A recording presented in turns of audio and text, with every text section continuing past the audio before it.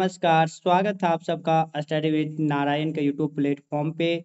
आज इस वीडियो में हम लोग 14 जेपीएससी में झारखंड करंट अफेयर्स जो क्वेश्चन पूछे गए हैं वो हम लोग इसमें देखेंगे।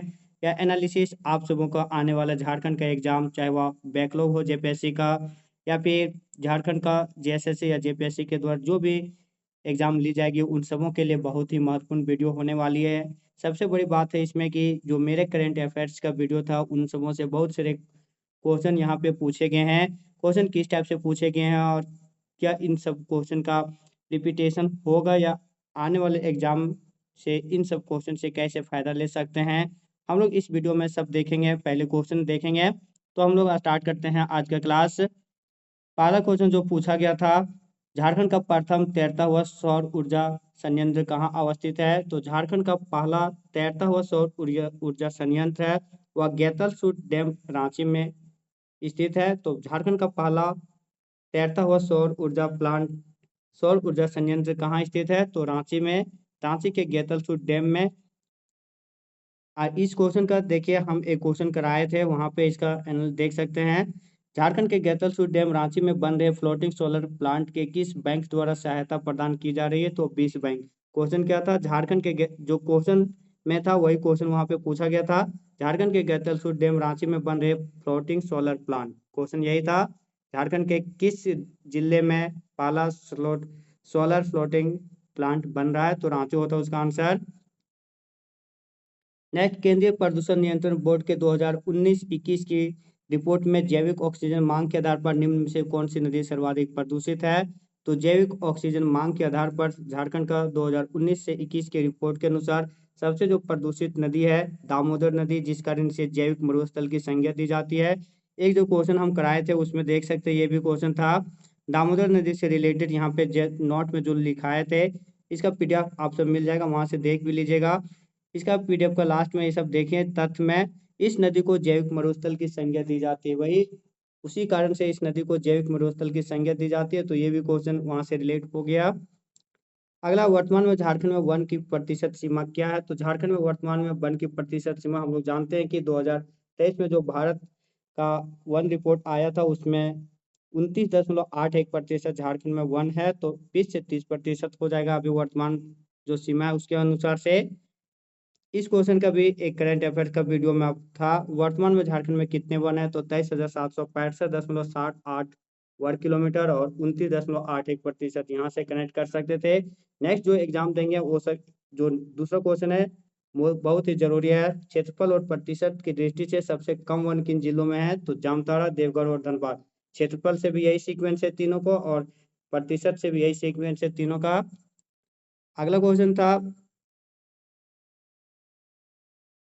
वो जो पहला क्वेश्चन फ्लोटिंग सोलर प्लांट जो था, उसका एक और क्वेश्चन किसी वीडियो में मेरा था करंट अफेयर का जो मैराथन था, उसमें किस डैम में 100 मेगावाट क्षमता का फ्लोटिंग सोलर पावर प्लांट बनाया जाएगा? तो गेतलसूट डैम रांची में है।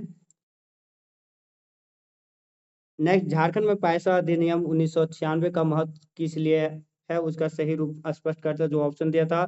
जब एक दिसंबर 2025 में जब यह विधानसभा में ये पेश हुआ झारखंड पैसा कानून, दिलीप सिंह भूरिया समिति की सिफारिश पर ये आया हुआ था सेंट्रल में, अनुसूचित जनजाति के क्षेत्र से प्रशासन से संबंधित है। उसमें हम बोले थे, देखिएगा इस क्वेश्चन से, इस पैसे कानून से क्वेश्चन पूछा जाएगा और डायरेक्ट क्वेश्चन पूछा भी गया है। तो यह स्थानीय संसाधन पर ग्राम सभा के नियंत्रण को सुदृढ़ करता है। इससे रिलेटेड जो मेरा क्वेश्चन था, पैसा कानून झारखंड के कितने जिलों में लागू हुआ है? 16 जिलों में। और 21 लिए फेमस है, पहला ही लाइन में था, भारत के अनुसूचित क्षेत्रों में रहने वाले लोगों के लिए पारंपरिक ग्राम सभाओं के माध्यम से स्वशासन सुनिश्चित करने के लिए यह कानून लाया गया था। क्वेश्चन में जो आंसर ऑप्शन गया यही वाला गया था। 5वीं अनुसूची में पैसा कानून उल्लेखित है। 24 दिसंबर 1996 को यह सेंट्रल में लागू हुआ था। दिसंबर 2025 में विधानसभा में पेश होने के बाद झारखंड में 16 जिलों में यह लागू है। अगला, सारंडा वन क्षेत्र प्राय समाचार में है क्योंकि इसका महत्व है। तो इसका आंसर होता है सर्वोच्च न्यायालय का इसे वन जीव अभयारण्य बनाने का जो निर्देश दिया गया है उस कारण से। अब जो इससे ये भी क्वेश्चन, जब सारंडा वन हम क्वेश्चन करवाए थे, चर्चित सारंडा वन कहाँ स्थित है? पश्चिमी सिंहभूम में। तो उसमें से जो नोट में क्वेश्चन था डेटा वो ये भी लिखवाए थे। सुप्रीम कोर्ट के राज्य सरकार को आदेश दिया है कि सारंडा वन के 31,468.25 हेक्टेयर भूमि को वन अभ्यारण्य घोषित करे। इतना वन अभ्यारण्य बनाने का आदेश दिया था। आंसर जो गया क्यों फेमस था, क्योंकि सुप्रीम कोर्ट ने झारखंड सरकार को वन अभ्यारण्य बनाने की घोषणा किया है पश्चिमी सिंहभूम में स्थित सारंडा वन को, जो कि एशिया का सबसे घना वन है। अगला क्वेश्चन, झारखंड के किस खिलाड़ी को 2024 में अर्जुन पुरस्कार मिला था? तो सलीमा टेटे। ये भी क्वेश्चन हम कराए हुए हैं, देख सकते हैं आप सब।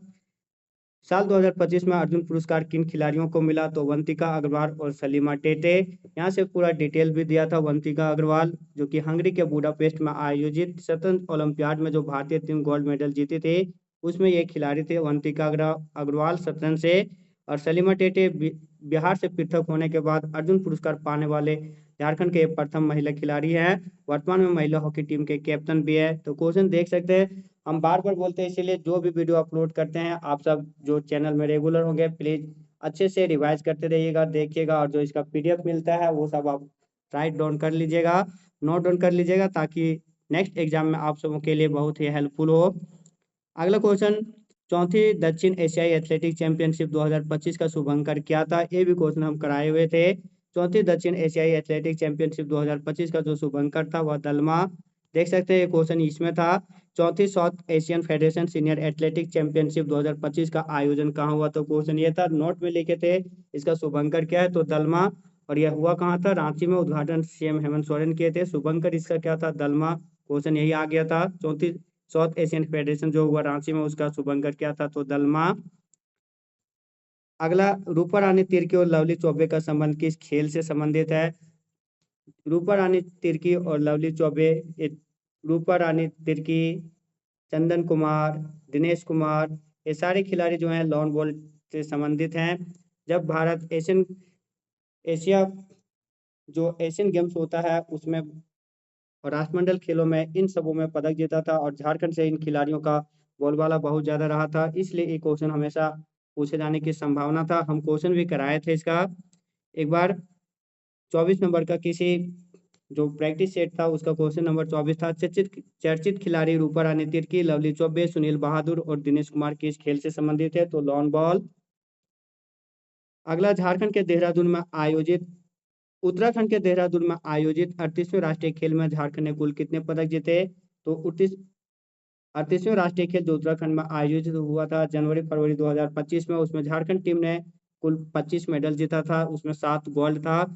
ये भी क्वेश्चन कराए थे। क्वेश्चन यहाँ पे था, एक किसी सेट में 78वें नंबर पे जो झारखंड के टॉप 100 करंट अफेयर करवाए थे, उसमें 38वां राष्ट्रीय खेल में झारखंड ने कुल कितना पदक जीता? तो 25, 7 गोल्ड, 6 सिल्वर और 12 ब्रोंज सहित 25 मेडल झारखंड जीता था। और यह खेल कहाँ हुआ था? उत्तराखंड में। 39वां जो खेल होगा वह मेघालय में है।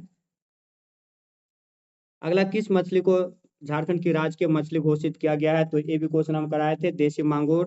देसी मांगुर झारखंड की राजकीय मछली घोषित किया गया है। इस क्वेश्चन का देख सकते हैं यहाँ पे था, हाल ही में झारखंड का राजकीय मछली किसे घोषित किया गया है? तो देसी मांगुर। नेक्स्ट, झारखंड का बजट का मुख्यतः किसमें खर्च सबसे ज्यादा होता है? तो झारखंड का बजट सबसे ज्यादा जो खर्च होता है सामाजिक कल्याण में। जो भी बजट का वीडियो देखेंगे यहाँ से कर लिए होंगे। देखिए, बजट का मुख्य स्रोत में पहला ही लाइन पे स्पष्ट हो जाता है, कल्याण और सामाजिक कल्याण। सामाजिक कल्याण में सबसे ज्यादा बजट कितना? 16.75%। उसके बाद पंचायती राज्य 12.43, फिर शिक्षा, स्वास्थ्य का पानी, उसके बाद फिर ऋण राजस्व, फिर ऊर्जा, पुलिस और फिर पेंशन। ये था सीक्वेंस, और क्वेश्चन वही पूछा भी था। नेक्स्ट, झारखंड की पहली महिला डीजीपी कौन बनी? तो तदाशा मिश्रा। ये भी क्वेश्चन कराए हुए थे। झारखंड के नए डीजीपी कौन बने हैं? तो तदाशा मिश्रा। और जो नोट में था, झारखंड के डीजीपी बनने वाली पहली महिला, क्वेश्चन यही पे था, तो तदाशा मिश्रा, जो उसकी 17वें नंबर की बनी है डीजीपी अनुराग गुप्ता के बाद। अब जो 3-4 क्वेश्चन था थोड़ा ऐसा नहीं पे वहां पे था। झारखंड बजट 2025-26 के अनुसार वाल्मीकि योजना प्रति माह आर्थिक सहायता कितनी देती है? पहले 2000 था, अब इसे बढ़ाकर 4000 कर दिया गया। अगला, प्रेम में पेड़ होना पुस्तक के लेखक कौन है? तो जनसीता करकेट्टा। नेक्स्ट, भगवान बिरसा मुंडा एक्सीलेंट अवार्ड 2024 किन्हें दिया गया? तो डॉक्टर अर्पणा शर्मा। अगला, 2024 के मध्य में झारखंड में कितने पंचायतों को टीबी मुक्त घोषित किया गया? तो 38।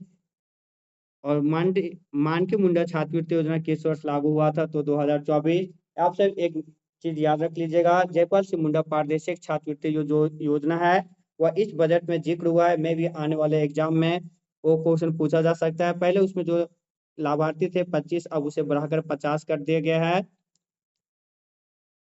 नेक्स्ट क्वेश्चन, अब ये क्वेश्चन क्यों पूछा गया आप सब सोचेगा, ये स्टैटिक जीके का था। ये पेपर 1 में जो झारखंड का 10 जीके रहता है वहां से क्वेश्चन लिए। 1994 ईस्वी में दिसुम गुरु शिबू सोरेन किसके अध्यक्ष थे? 1994 नहीं, क्वेश्चन ये रहता 1995 होता है। तो इसमें जो अध्यक्ष थे झारखंड क्षेत्र स्वशासित परिषद। अब ये क्वेश्चन पूछा क्यों? क्योंकि 2025 में दिसोम गुरु शिबू सोरेन का हाल ही में उनका जो निधन हुआ और 2026 में उनके लिए इन्हें पद्म भूषण जो दिया गया, इसलिए क्वेश्चन शिबू सोरेन से रिलेटेड क्वेश्चन इंपॉर्टेंट था और पूछ ही दिया किसी न किसी रूप में। तो दोस्तों ये था झारखंड करंट अफेयर्स का पेपर 2 में जो पूछा गया था, और हम एनालिसिस करके ये देखे कि कहाँ से क्वेश्चन पूछे गए। जो ज्यादा प्रचलित था, जो फेमस था, जो चर्चित में था, चाहे प्लेस हो, खेल हो या व्यक्तित्व हो, सब वहाँ से क्वेश्चन मेनली पूछे गए। और जितने भी हम प्रैक्टिस सेट कराए थे और मैराथन वीडियो, उसमें हम बोले थे ये मैराथन वीडियो आप सब अच्छे से देख लीजिएगा। 2 मैराथन था, लगभग जो 12-15 स्टैटिक जीके और करंट अफेयर से लेके जो 12 से 15 क्वेश्चन पूछे गए, उसमें 10 से 11 केवल वही 2 वीडियो से क्वेश्चन पूछा हुआ था। डिस्क्रिप्शन में लिंक दे देंगे, आने वाले जो भी एग्जाम के लिए आप सब तैयारी कर लीजिएगा, वो दोनों वीडियो देख लीजिएगा। चैनल में जो भी नए होंगे प्लीज चैनल को सब्सक्राइब कर बेल आइकन जरूर प्रेस कीजिएगा। वीडियो अगर अच्छा लगा हो तो प्लीज लाइक, शेयर और कमेंट भी जरूर कीजिएगा। मिलते हैं नए वीडियो के साथ, तब तक के लिए धन्यवाद। जय हिंद।